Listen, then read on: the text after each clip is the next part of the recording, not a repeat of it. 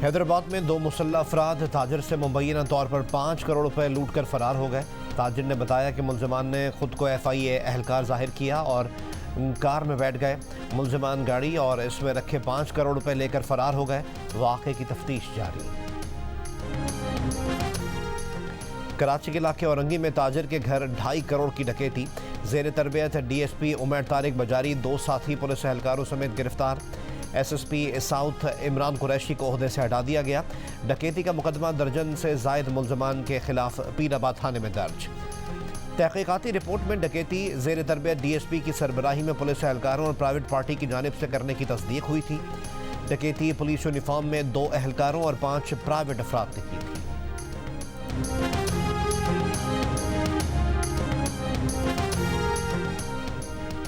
यरगमालियों की रिहाई से मुतालिक डील पर इसराइल का फैसला कुछ देर में मुतवक्के।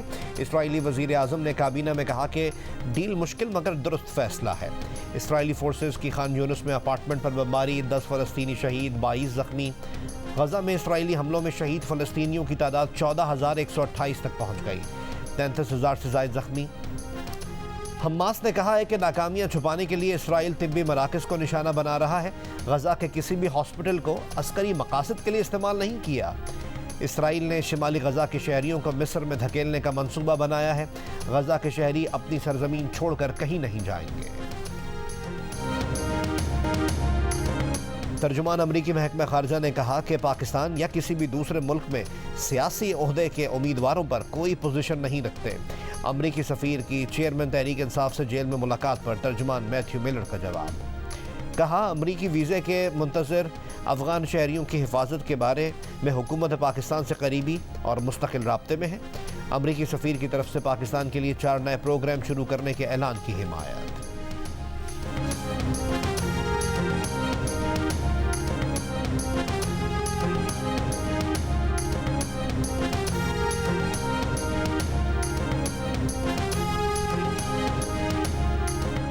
हम हर कीमत पर अक्सरियती हुकूमत हासिल करेंगे। शहबाज शरीफ पंजाब संभालेंगे। मियां मोहम्मद नवाज शरीफ विफाक। साबिक विफाकी वज़ीर दाखिला राना सनाउल्लाह की प्रोग्राम आज शाहज़ेब खानज़ादा के साथ में गुफ्तगू। कहा, इनकी राय में शहबाज शरीफ को पंजाब की बागडोर संभालनी चाहिए। वज़ारत उज़्मा के उम्मीदवार नवाज शरीफ ही हैं।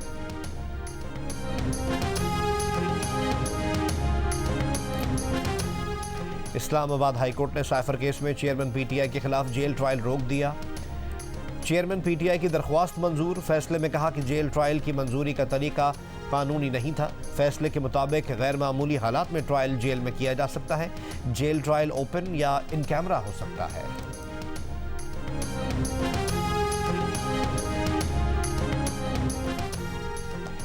नवाज शरीफ के खिलाफ अल अजीजिया केस में कभी मेरिट पर दलाइल नहीं सुने गए। ज़रूरत पड़ी तो अपील रोज़ाना की बुनियाद पर चलाएंगे। एवन फील्ड और अल अजीजिया स्टील मिल्स रेफरेंस में सज़ा के खिलाफ नवाज शरीफ की अपीलों पर समाअत में chief justice Islamabad high court के रिमार्क्स। केस की आइंदा समाअत 27 नवंबर को होगी।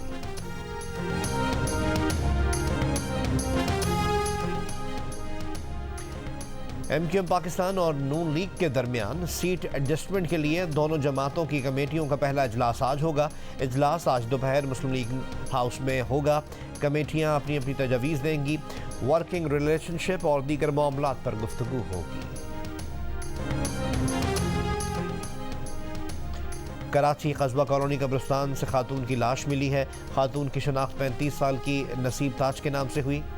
पुलिस के मुताबिक खातून को उसके शौहर ने फायरिंग करके कत्ल किया। मुलजिम फरार।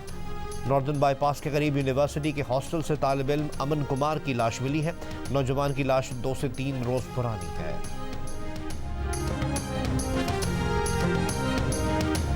और बरतानिया में हुकूमत ने कम अज़ कम तनख्वाह में इजाफे का ऐलान कर दिया। आइंदा साल अप्रैल से कम अज़ कम फ़ी घंटा तनख्वाह 11.4 पाउंड होगी। बरतानिया में इस वक्त 23 बरस से ज़ायद उम्र के अफराद के लिए नेशनल लिविंग वेज 10.4 पाउंड है।